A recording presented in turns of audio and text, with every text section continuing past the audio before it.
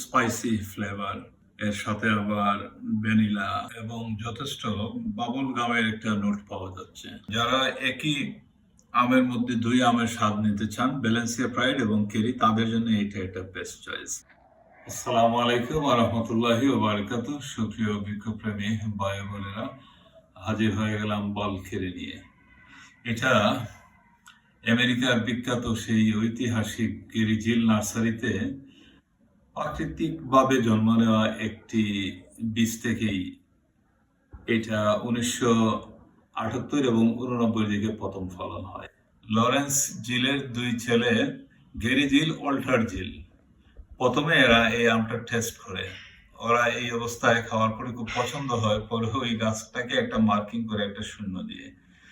পরবর্তীতে এটা যখন যাচাই বাছাই শুরু হয়, তখন দেখা যায় যে এখানে ব্যালেন্সিয়া প্রাইড এবং খেরি, এই দুই আমের মিশ্রণে এটার মধ্যে যথার্থ, এবং বিভিন্ন টেস্টিং এর পরে পরবর্তীতে এইটারই এই ব্যালেন্সিয়া প্রাইডের বাল এবং খেরি দিয়ে এই নামকরণ করা হয় বাল খেরি। তো এটা একটা মিডিয়াম গ্রোথের গাছ এবং এটা ভার্টিক্যালি গ্রো হয় এবং মাঝারি ধরনের বেয়ারিং ক্যাপাসিটি প্রতি বছর হয় এবং অনেক সুমিষ্টি একটা আম। চলুন আমরা দেখি এর ভিতরের অংশটা কেমন। মাশাআল্লাহ, বেশ সুন্দর কালার।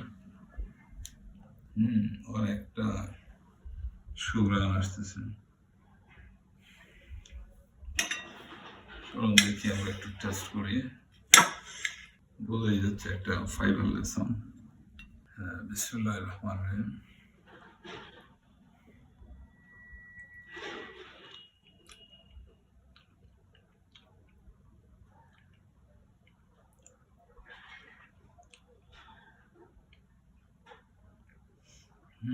বেশ সুন্দর একটা সুঘ্রাণ পাওয়া যাচ্ছে।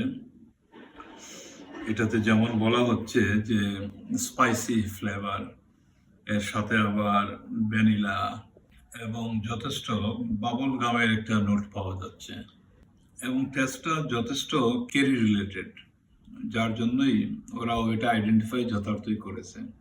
এটা মিশ্রতা অনেক ভালো, এটা 20+ মনে হচ্ছে আমার কাছে। আর এই বালকেরিটা তুলনামূলক রোগ প্রতিরোধী এবং অ্যানথ্রাক্স, নোজ বা যে ধরনের কমন ডিজিজ যেগুলো হয় এগুলা থেকে ফ্রি, এবং আমার এখানে বাস্তবে তাই দেখতে পাচ্ছি। অন্য গাছের তুলনায় মোটামুটি রোগ প্রতিরোধী এবং শেলফ লাইফও যথেষ্ট ভালো।